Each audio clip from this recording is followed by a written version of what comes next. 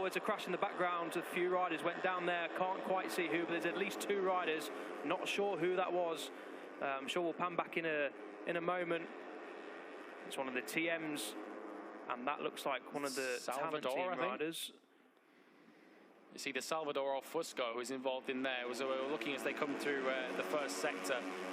Two comes through there. It's the 69 of Fusco who's gone down, unfortunately. So his race certainly is a points contender.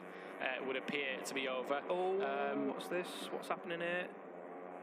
Oh God! Oh, incident there. Yeah, I think we're gonna have a red flag here for that. It must be a red flag.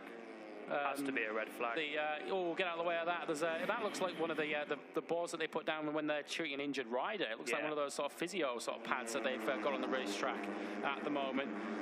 We'll keep an eye on that, but we'd expect a red flag to come out as a result of that. Out in front, there's red flag has now come out on the timing screens, and no great surprise after that. Of course, we'll keep an eye on the situation with the riders who were down. We didn't actually see what had happened in the lead up to that, but we saw marshals waving at the riders. But we didn't see any yellow flags out, curiously, so we're not quite sure what had gone on there. Yeah, really not sure what happened there, but hopefully all riders involved are okay.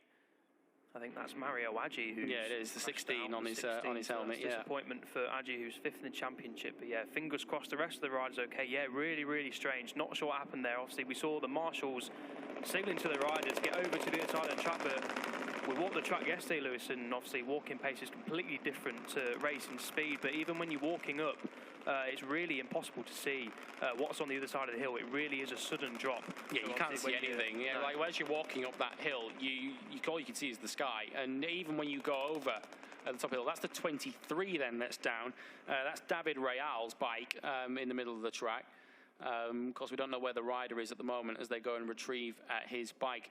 But yeah, it's one of those nightmare scenarios. If there's a bike or a rider or something else on the track, the other side of one of those crests, there's no way of being aware of what's coming until it's too late, unfortunately. So yeah, a very dangerous situation, and it's just one of the features. As much as we absolutely love this circuit, that's a rider. We don't know who that is at the moment, so we're not going to speculate on which rider that is who's lying injured at the moment on track, although we were glad to see there was at least some movement going on there for that rider.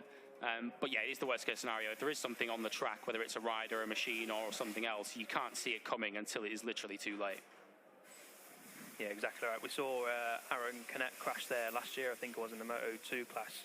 And like you say, Lewis, when you're at the bottom of that hill and the riders are coming over, obviously at racing speeds, trying to get the front wheel down, you've not got much time to react. So hopefully all riders are okay. We'll bring you information on that when we get it. But yeah, not a good start to the race then. Really, really strange to see the marshals at the side of the track trying to wave the riders towards the other side of the track without there being any yellow flags.